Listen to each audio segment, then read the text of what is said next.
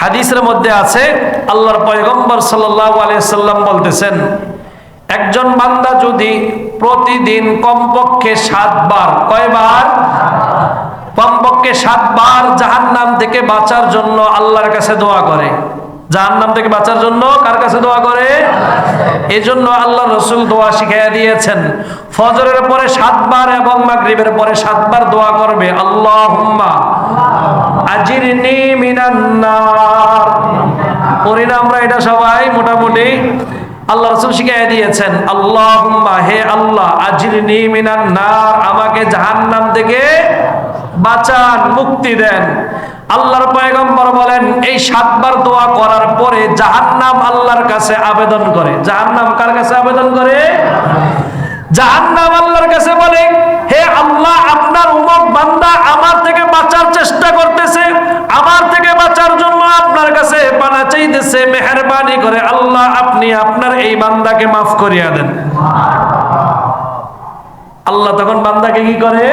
মাফ করে দেয়। রাসূল বলছেন যে এটা 7 বার পড়বে, মারা গেলে জাহান্নাম থেকে আল্লাহ তাকে নিষ্কৃতি দান করবেন।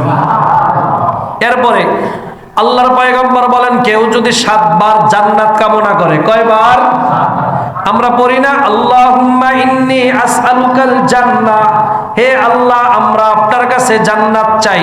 আল্লাহ আপনার কাছে আমরা, আল্লাহর পয়গম্বর বলেন, কেউ যদি 7 বার আল্লাহর কাছে জান্নাত চায়, জান্নাত আল্লাহ তাআলার কাছে আবেদন করে, আল্লাহ আপনার অমুক বান্দা, অমুকের ছেলে অমুক আমার কাছে আসার জন্য বারবার আবেদন করতেছে, মেহেরবানি করে তাকে আমার বুকের মধ্যে জায়গা করে দেন। আল্লাহ তখন তাকে জান্নাতের জন্য কি করে নেয়?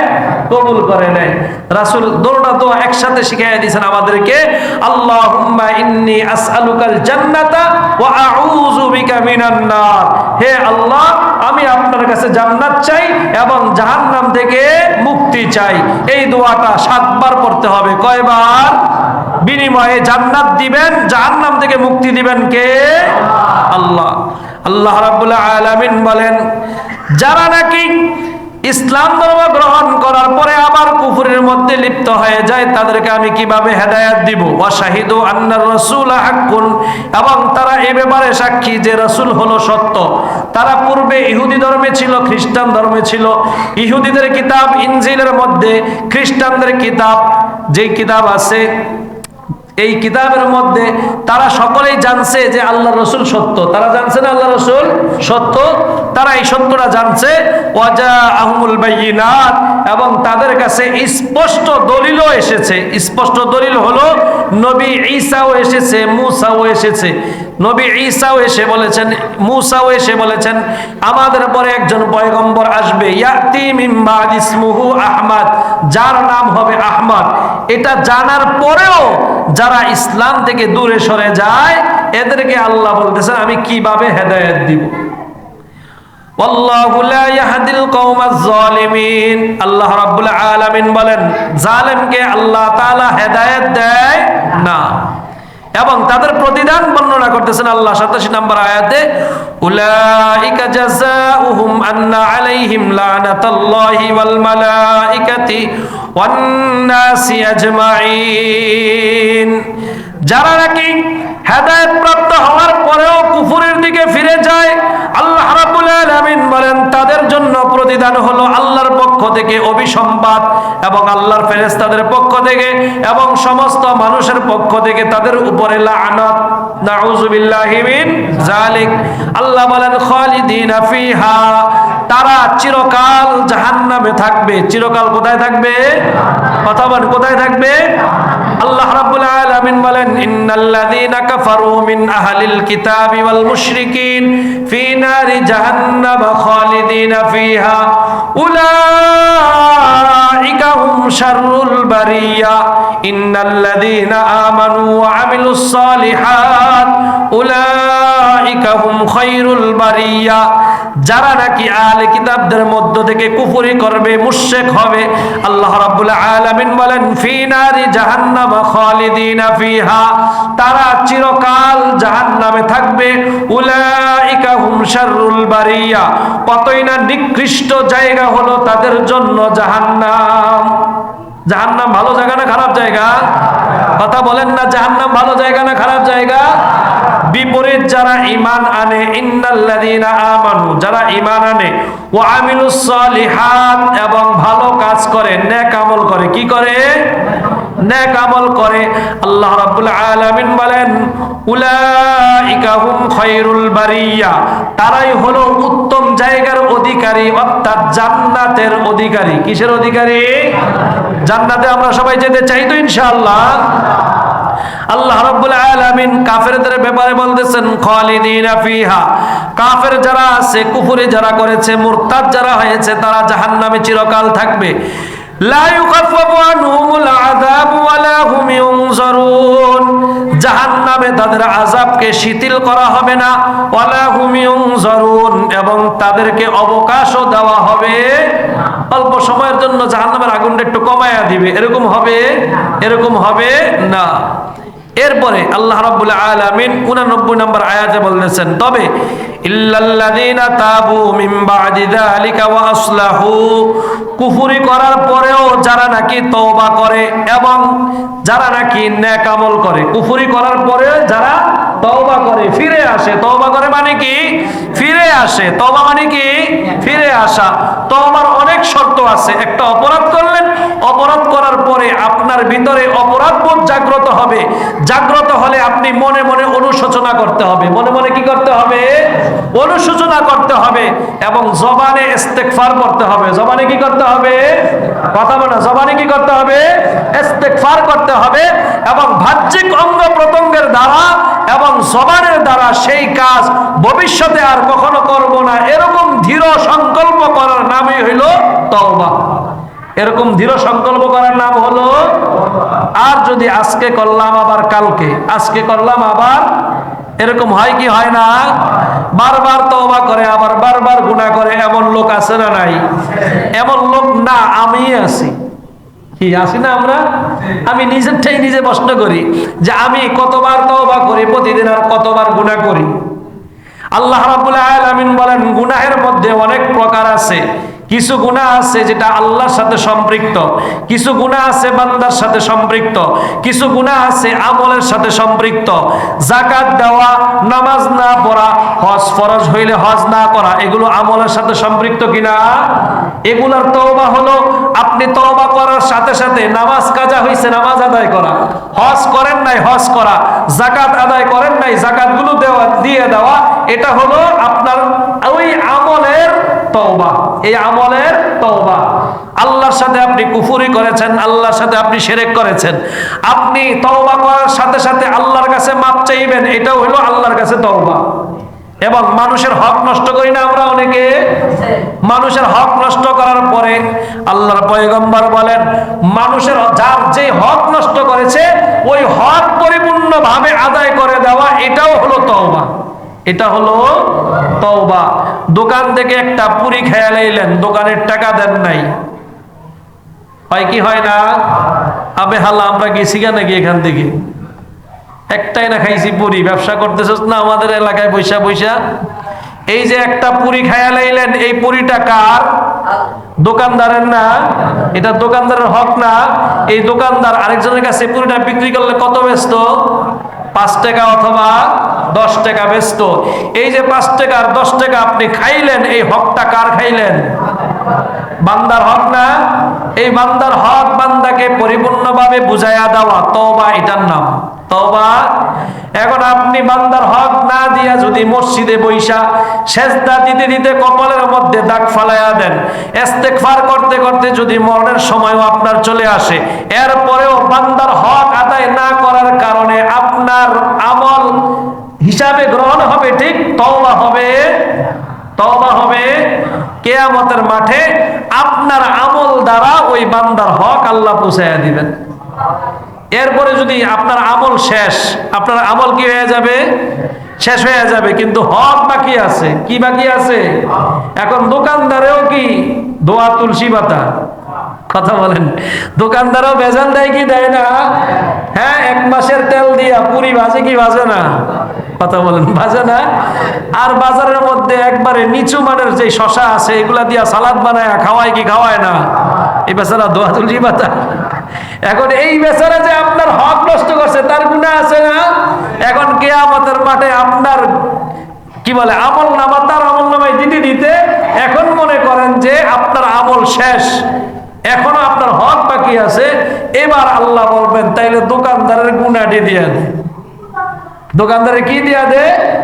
গুনাহ দিয়া দে। এখন গুনাহ যার হক নষ্ট করেছেন তার গুনাহ দিয়ে আপনাকে তার হক আদায় করা হবে। এখন চিন্তা করে দেখেন, দুনিয়াতেই আমাদের এই অবস্থা, এখানে অপরাধ করার পরে কেউ কাউকে চিনে না, শাস্তি আমারটা কেউ ভোগ করতে চায় না। কিয়ামতের মাঠের অবস্থাটা তখন কি হবে? ওই সময় আমার আর আপনার অবস্থাটা কি হবে? যেখানে আল্লাহর রহমত ছাড়া একটা কদমও নাড়া যাবে না, সেখানে যদি আমার এই গুনাহের সাথে আরো 10 জনের হক নষ্ট করার কারণে তাদের গুনাহটিও আমাদের উপরে দিয়ে দেওয়া হয়, তাহলে আমার অবস্থাটা তখন কি হবে? তখন বাঁচার উপায় থাকবে? এই জন্য কারো হক নষ্ট করা যাবে? আল্লাহর পয়গম্বর বলেছেন কিয়ামতের মাঠে একজন বান্দা সবচেয়ে বেশি আফসোস করবে যেই সময়টা সে ইস্তেগফার ছাড়া কাটাইছে। কি ছাড়া কাটাইছে? ইস্তেগফার ছাড়া। আচ্ছা, ইস্তেগফার করতে কি ওযু লাগে? কথা বলে না। জিকির করতে ওযু লাগে?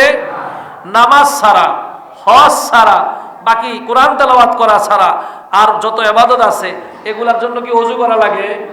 কথা বলে ওযু করা লাগে? আপনি দাঁড়ায়া, বইসা, শুইয়া যে অবস্থায় থাকেন ওই অবস্থায় কিয়ামান ওয়া কুউদান ওয়া সুজুদান, দাঁড়ায়া হোক, বইসা হোক, শুইয়া হোক, সেজদায় হোক, সর্ব অবস্থায় জিকির করতে পারবেন কার? ওযুর দরকার আছে? কথা বলে ওযুর দরকার আছে? ওযুর দরকার নাই। এভাবে ইস্তেগফারের জন্য ওযুর দরকার, ইস্তেগফারের জন্য ওযুর দরকার নাই। আল্লাহ রাব্বুল আলামিন বলেন ইল্লাল্লাযীনা তাবু মিন বাদি যালিকা ওয়া আসলাহু, তবে যারা তওবা করেছে কুফরি করার পরে, ওয়া আসলাহু নেক আমল করেছে, ফা ইন্নাল্লাহা গফুরুর রহিম, নিশ্চয়ই আল্লাহ রাব্বুল আলামিন ক্ষমাশীল এবং দয়াশীল। এরপরে 90 নম্বর আয়াতে আল্লাহ বলেন ইন্নাল্লাযীনা কাফারু বাদা ঈমানিহিম, যারা নাকি কুফরি, ঈমান আনার পরে কুফরি করেছে, যারা ঈমান আনার পরে আবার কি করছে? কুফরি করেছে, সুম্মাজদাদু কুফরান, এবং এই কুফরিটা উত্তরোত্তর প্রতিদিন আবার বৃদ্ধিও পেয়েছে। সে কুফরি কইরা ক্ষান্ত হয় নাই, একটা অপরাধ করছে, আবার করছে, আবার অপরাধ করছে, আবার অপরাধ করছে, একটার পর একটা করতেই আছে, কুফরি থেকে সে ফিরে আসে নাই। আল্লাহ বলেন লাং তুকবালা তাওবাতুহুম, সে যদি মরণের আগে তওবা করে তার তওবা কবুল করা হবে? মরণের আগে তওবা করলেও কি করা হবে না? তওবা কবুল করা হবে। এজন্যই তো ফেরাউন মৃত্যুর আগে সে তওবা করতে লাগছিল, তওবা করতে লাগছিল। ওই সময় ফেরেশতা দিয়ে আল্লাহ মুখের মধ্যে কাদা ঢুকাইয়া দিছে, বলা যাবে না। এই সময় আজীবন করছে পুংডামি, এখন এসে তওবা করতে। আছে না নাই? কথা বলে আছে না নাই? এই সময় তওবা কবুল হবে। আর ঈমানদার সে তার তওবার দরকার নাই, দাড়ি পাকলেই তার সমস্ত গুনাহ আল্লাহ মাফ করে দেন। দাড়ি পাকার পরে আল্লাহ তার অপেক্ষায় থাকে, আমার এই বান্দা কখন আসবে আমার কাছে, ওয়েলকাম জানানোর জন্য আল্লাহ অপেক্ষায় থাকে। দাড়ি পাকা মুরব্বী আল্লাহর কাছে দোয়া করলে আল্লাহ দোয়া ফিরাইয়া দিতে লজ্জাবোধ করেন। ওই বান্দা যদি কিয়ামতের এই মৃত্যুর আগে কালিমা পড়ে, তার কলিমা আল্লাহ কবুল করবে না? করবেই করবে না। আল্লাহ বলছেন ওমা রব্বুকা বিজাল্লামিল লিল আবিদ, আল্লাহ তার কোন বান্দার ব্যাপারে, আল্লাহ তার কোন বান্দার ব্যাপারে জালেম না। কোন বান্দার উপরে আল্লাহ কি করে না? জুলুম করে না। এখন আপনি কি মনে করেন একজন লোক আজীবন অপরাধ করছে, মুশরিক ছিল সে, এখন যদি মরার আগে যখন নাকি ফেরেশতারা তার পা থেকে চাপতে চাপতে জানকে যখন তার এই কণ্ঠনালীর মধ্যে নিয়ে আসবে, ওই সময় যদি সে লা ইলাহা ইল্লাল্লাহ পড়ে, আল্লাহ ঠেকা পড়ছে তারে মাফ করে দেওয়া হয় কি? এই সময় যদি আল্লাহ মাফ করে, তাইলে যারা আজীবন আল্লাহর গোলামি করছে এদের উপরে জুলুম হবে না? এদের উপরে জুলুম হবে না? এই জন্য ওই সময় কারো তওবা আল্লাহ কবুল করবে না। তবে যদি নাকি ঈমানদার হয়, ওই তার সাকরাত আরম্ভ হওয়ার আগেই আল্লাহ তাকে মাফ করিয়া দিবেন। আর কোন বেঈমান, কোন অপরাধী যদি এই মৃত্যুর যন্ত্রণা শুরু হওয়ার আগে কালিমা পড়তে পারে, আল্লাহ অবশ্যই তাকে মাফ করিয়া দিবেন। এরপরে আল্লাহ রাব্বুল আলামিন বলেন লান তুকবালা তাওবাতুহুম, তাদের তওবা কবুল করা হবে না, ওয়া উলাইকা হুমুদ দাল্লুন, এবং তারাই হলো পথভ্রষ্ট জাতি। তারাই হলো কি জাতি? পথভ্রষ্ট জাতি। এরপরে কিয়ামতের মাঠ যখন হবে, ওই সময় আল্লাহ রাব্বুল আলামিন বুঝানোর জন্য বলতেছেন আমাদেরকে, কিয়ামতের মাঠে আমাদের কাছে সম্পদ থাকবে? কথা বলে, সম্পদ থাকবে আমাদের কাছে?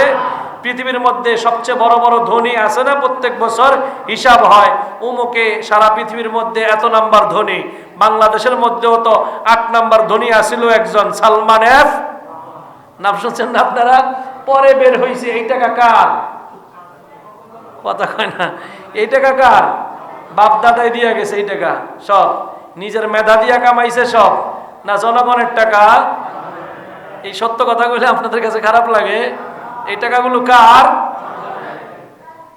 বাংলাদেশের মধ্যে যত বড় বড় ব্যবসায়ী আছে, যারা শিল্পপতি আছে, এদের অধিকাংশ মানুষই তো ব্যাংক লোন নিয়ে ব্যবসা করে। কত ব্যাংক থেকে লোন নিয়ে ব্যবসা করে না? তাহলে এই টাকাগুলো কি তাদের না জনগণের?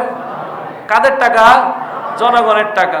এই জনগণের টাকা দিয়ে তারা শিল্পপতি হয়ে গেছে। কথা বুঝছেন? এখন কিয়ামতের মাঠে যখন আল্লাহ শাস্তি দিবেন, যখন আল্লাহ শাস্তি দিবেন, দুনিয়াতে যখন অপরাধীকে অপরাধের জন্য শাস্তি দেওয়া হয়, তখন দেখবেন একদল অসাধু আইন শৃঙ্খলা বাহিনীর লোক আছে, এরা বলে শাস্তি মওকুফ হয়ে যাবে, এত কোটি টাকা ঢালেন তাড়াতাড়ি। বলেন এরকম? এত কোটি টাকা দেন, তাইলে কি শাস্তি? রিমান্ড থেকে মাপ দেওয়া হবে তাকে। রিমান্ড থেকে কি দেওয়া হবে? মাপ দেওয়া হবে। এরপরে আস্তে আস্তে 1-2 মাস থাকবে, এরপরে অটোমেটিকলি বাংলাদেশে জামিন হয়ে যাবে। হয় না এরকম? কথা বলে না। খুনির আসামি বাইরে ঘুরে কি ঘরে ঘুরে না?